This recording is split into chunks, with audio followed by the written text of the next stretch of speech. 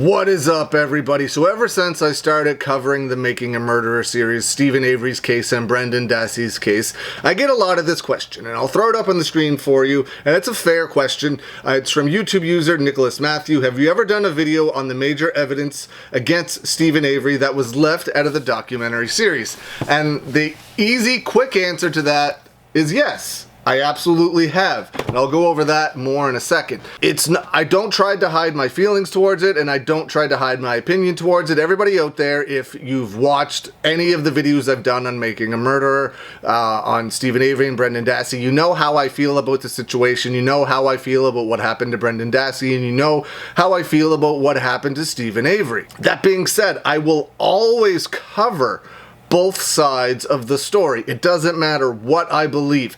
I know it doesn't seem like it with some of the things I say in the videos, but I always go into everything with an open mind, and my mind can definitely be changed. If somebody said something and I was able to research it and the proof was out there, my mind, in my opinion, could absolutely be changed. Like, for example, I'm currently reading Marcia Clark's book on the O.J. Simpson trial, and if you watch those videos, you know my opinion on that case as well. But I am also going to read F. Lee Bailey's book. I am also going to read Robert Shapiro's book, and I believe Christopher Darden has a book as well. I plan to eventually read all of those, and my opinion could absolutely change based on all four of those books. I'm going to learn what Marcia Clark said. I'm going to learn what Robert Shapiro says. And then I'm going to put them all together and make my own decision. The same thing I did when I read Jerry Buting's book and when I read Ken Kratz's book. I'm currently reading Wrecking Crew by John Farrick as well, and if there's other books out there from Ken Kratz's narrative, I'm definitely going to read them and go over those as well. My mind can 100% be changed if I believe that the proof is out there, the information is out there, the evidence is out there, whatever it may be. I'm not completely closed off to just one narrative, but going into certain cases, I definitely have my own perspective on what I think happened. Of course, you know, I am a supporter of Stephen Avery and Brendan Dassey, but I felt it very important to go over Ken Kratz's book to see what he said on the side of things, because maybe there's some information out there that I didn't know that Ken Kratz talked about that would just blow my mind and be like, holy crap, maybe they did do it. But reading Ken Kratz's book, it's a very interesting book, but reading his book just strengthened my opinion that I believe Stephen Avery and Brendan Dassey are innocent, and that they were definitely set up, that there's definitely evidence. There's absolutely no doubt in my mind that Brendan Dassey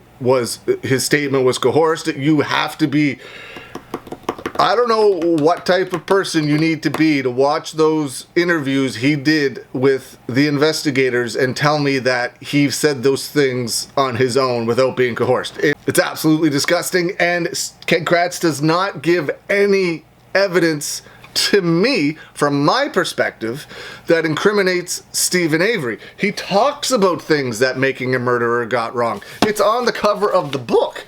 He talks about things Making a Murderer left out, but none of them change my opinion.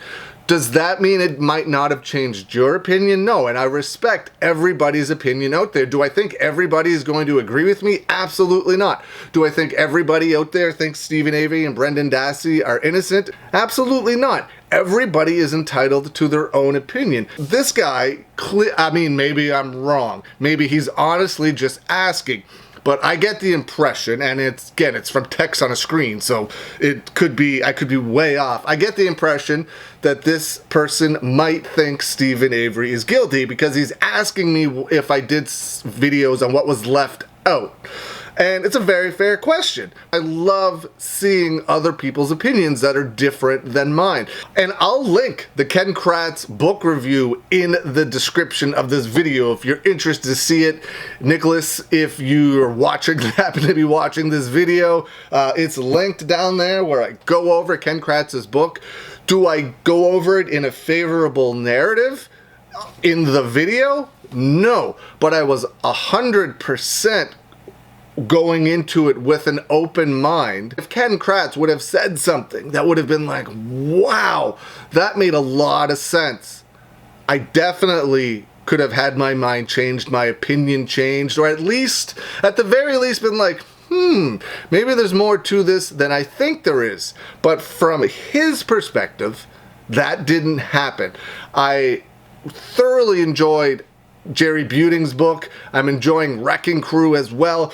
And if there's another book out there from Ken Kratz's narrative, from the state's narrative, the prosecution's narrative, I would absolutely love to read that. So if you know of anything I should be checking out, please let me know, because I would love to review it. I would love to read it. I would love to learn as much as possible. But yeah, so the long and short of it is, I will always go over both sides of a case that I'm covering if the material is out there that allows me to do so. I will always go over both sides of things. I will always have my own opinion as well, but that opinion can be changed if the information and evidence is out there to change it.